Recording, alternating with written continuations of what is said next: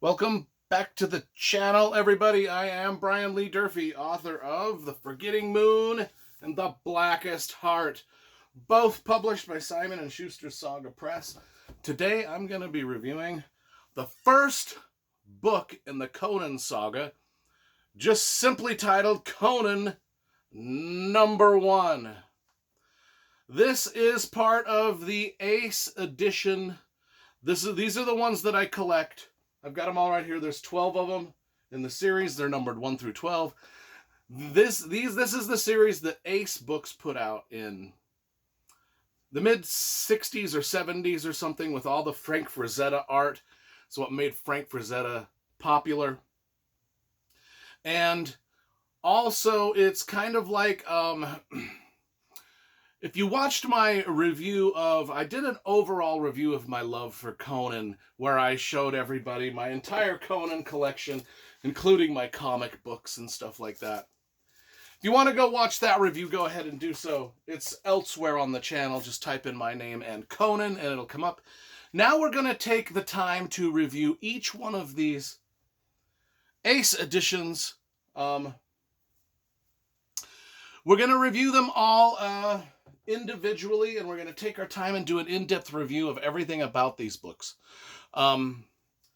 including the cover art. And so let's start with that. Let's look at the Frazetta cover art on book #1. It's dynamite. All the Frazetta stuff is great. You know, you can see a full volume shot of it there. Anyway, Robert E. Howard.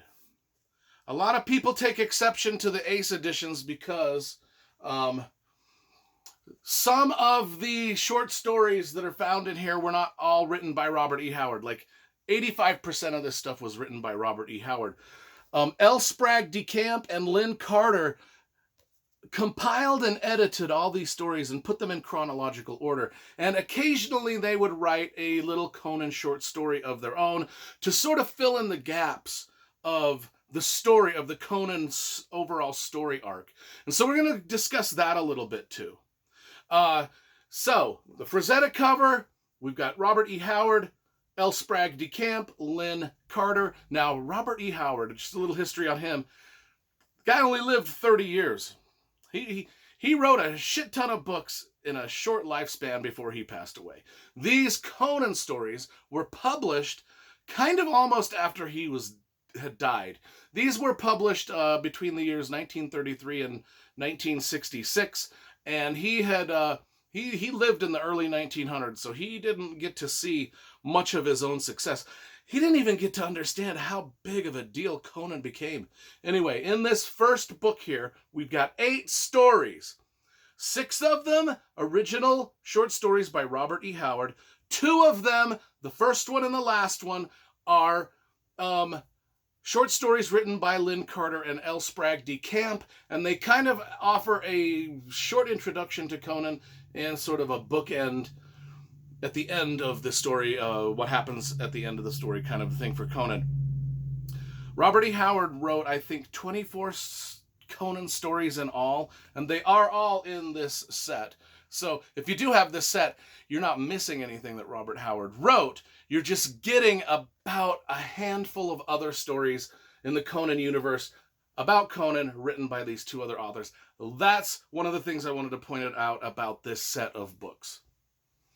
Now, there's a whole bunch of other Conan novels written by a grip of other authors like Robert Jordan, and a whole bunch of people wrote other Conan spin-off series, I think to the tune of like 100 different books out there, with Conan on the cover and a different author than Robert E. Howard. But anyway, we won't get into that. I don't really read a whole lot of those. The only ones I've ever read are the Robert Jordan ones. We will move on. What did Robert E. Howard himself think about Conan? Now, this is what he thought.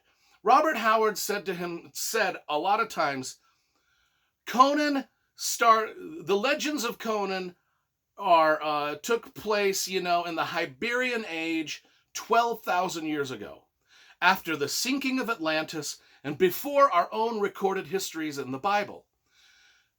Robert E. Howard said, who knows? Maybe Conan was real.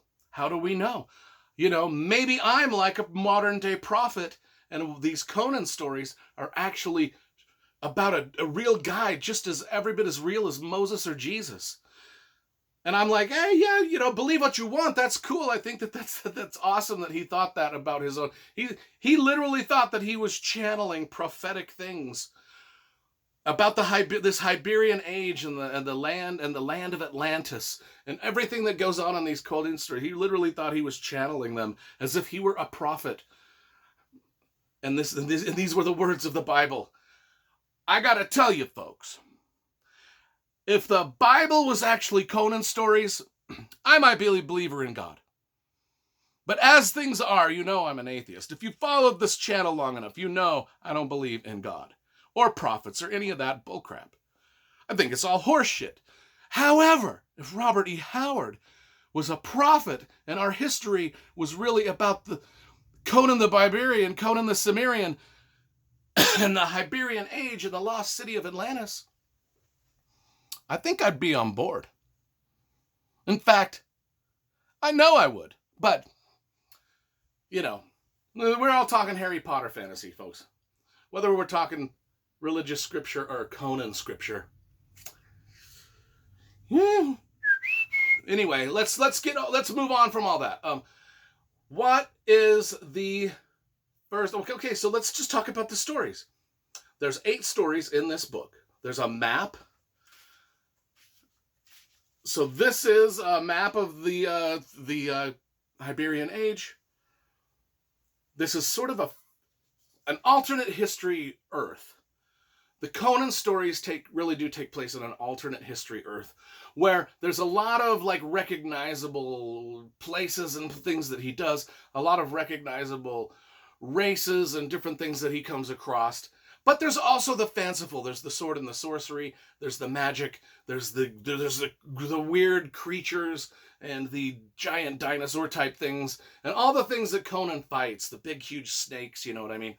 So it's just like a fanciful retelling of our own world history, but through this barbarian's eyes.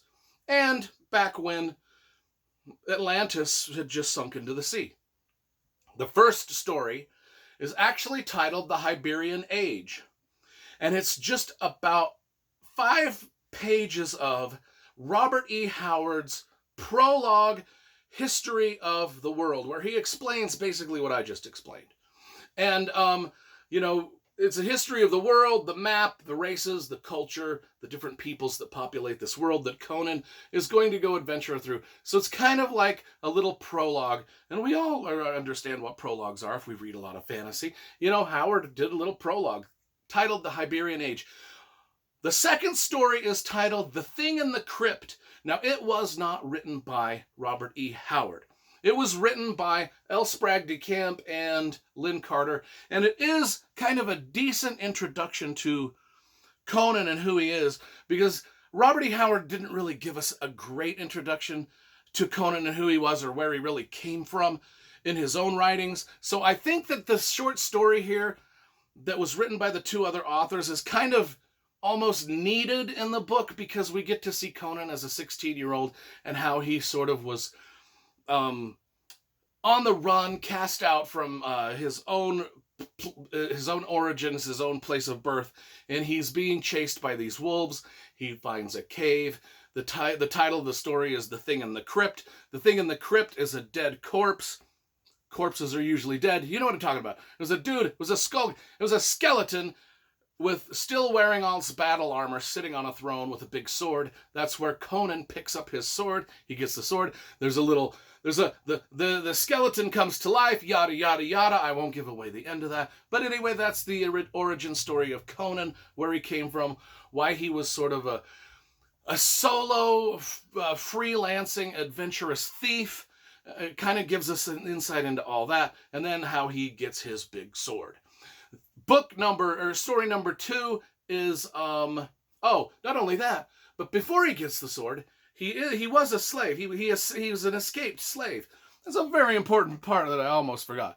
He was an escaped slave, and he still has the chains wrapped around his wrists, and he uses those chains as his weapon to defeat the things in the crypt before he takes the sword.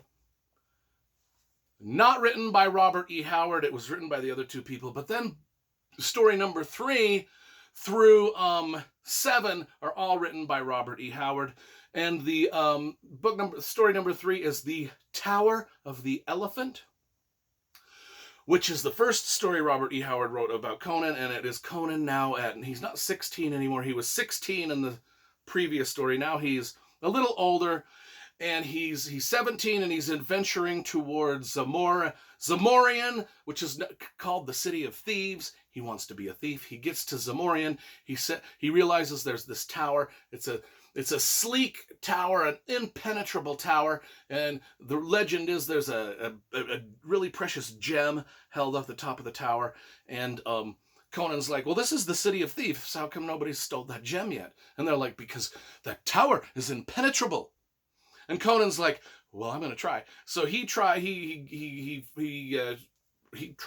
ahead and he launches off his attempt to steal this jewel out of this impenetrable tower. He meets a guy named Taurus who helps him, who sort of schools him in the way of being a better thief. And that's story number 3. Story number 4 is called The Hall of the Dead, where Conan moves on from the city of Zamorian and the City of Thieves, and he just moves out on his own as a thief, a freelance thief, and he's just doing more treasure hunting, and he joins up with this fellow named Nestor. It seems like every time Conan gets involved in some sort of thievery or skullduggery, there's some guy that helps him along. In all the stories, we had Taurus, we had Nestor. In story number 5, we have the God in the Bowl. That's the name of it, God in the Bowl.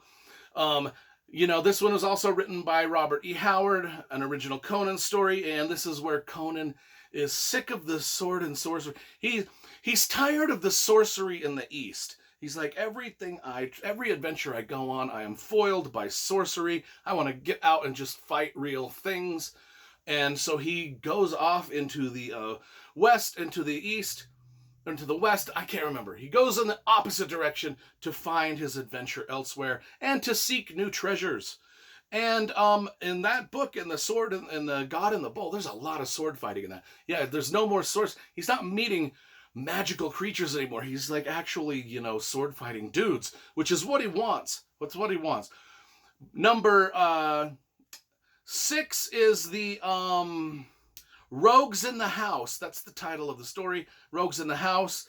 Conan is now age 19, and he fights the Ape Man, which is depicted on the cover, which I thought was cool.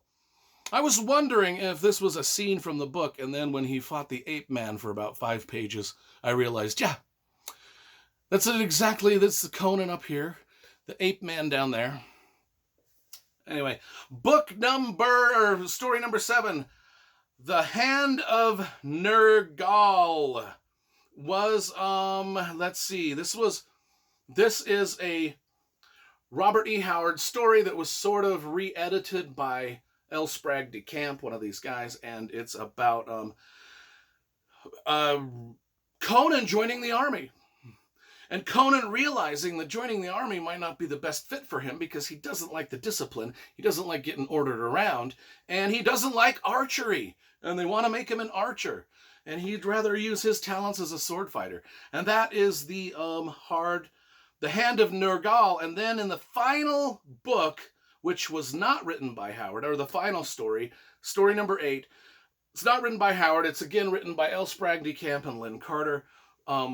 We see that Conan has now spent 2 years in the army, not 2 hours.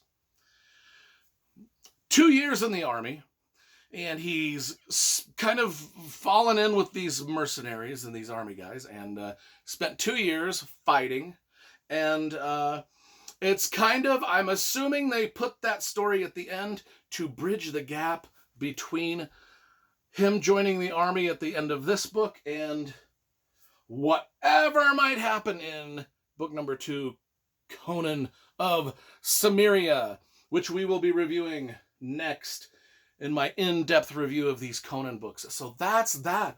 I love these books. I think they're fantastic. To me, this is the canon of Conan. I know that Tor Books put out some omnibus editions of the Conan stuff. And I'll be honest, I never bought them because I think there were 4 volumes and they were pretty thick. I never bought them because a couple of the volumes had cover art that looked like it had been done by a fucking 5-year-old, so fuck that bullshit. It's no excuse for bad artwork, and I ain't gonna fucking put my money down on anyway. I could go off on a rant, but anyway, Conan #1. Let's give it a rating, man. I think it's at about an 8.5 out of 10. It's just got some great writing, some great sword and sorcery stories, and it's just pure adventure, sword and sorcery fun from the start to the finish. Need I say more?